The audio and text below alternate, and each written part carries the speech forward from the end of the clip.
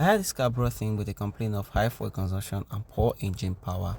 After doing some diagnosis, looking at the fuel trim on bank 2, I realized that I had to open up and check what's up. So disassembling the car now, and I got to see some things that can cause a problem that we are facing on the bank 2. You can see this is the spark plug on the bank 2, and if you see this tip here, this is the platinum tip. And you can see the air gap between the plugs. It's very wide, and the platinum tip on some of these plugs has burnt off. That's worked for a very long time. Burnt off. Let me show you the new one. This is iridium. This is the new one. You can see the difference between both of them. This is how it used to be. This is the gap. This is the iridium tip there, and this is the old one. You can see the difference here. So this will make the flame front on the spark plug uneven, so it might not be burning up all the fuel properly. Do you get?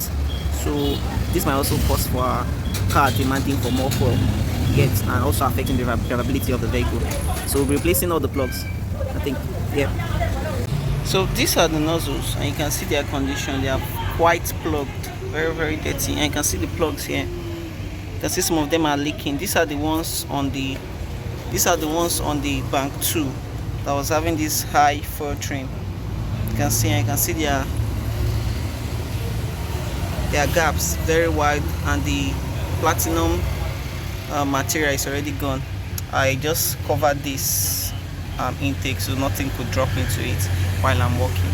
So I'm going to do some cleaning of them. I would replace the spark plugs, and we'll see what we are getting from our PIDs. I'll clean the air flow meters, have this air filter dusted, and we'll see what's up.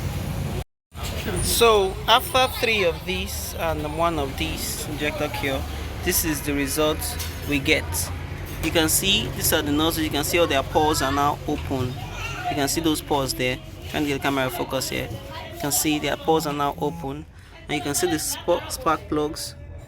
These are all the replacement ones, and that's pretty much everything we have here. I'm sorry about the noise. I'm walking outside, so I'll assemble everything and we get to go. So these are the plug and nozzle before, and these are the plug and nozzle after. So I'm starting up the car now, and let's see how clear our dashboard is. Yep, that's a very clear dashboard there. Very clear dashboard, clear with no check lights. Yeah, clear dashboard. My live data stream, as you can see, the short term on bank 2 is going on the minus, trying to cut this bank 2 long-term fuel trim down, and this one too is cutting this one down. So I'll go around for a test drive, and we'll see how well the long-term fuel trim is going to drop down. That's what I'm going to do. Let me go for a quick test drive, come back, and I'll show you guys what the idle is showing. Like I'm halfway into the test drive now, and this is my data stream, and you can see that there is significant improvement now in these feeds that we are getting. Significant, very, very good improvement, and my client's going to be experiencing a whole lot of significance in his fuel economy. The fuel economy is going to improve very, very much. And you can see I took the opportunity to also try to clean the MAF. So you can see the MAF, I turned off the AC, so the MAF now is now even reading even better than before. You can see the fuel trim, the long term here. The long term here is now at 3 points. The long term here on bank 1 is at 3.9. Long term here on bank 2 is at 3.2. There's improvement in the car performance, improvement in the fuel economy, and this is a go, and this is a fix. So time to time you need to go for system tune up for your car to really get the best out of it.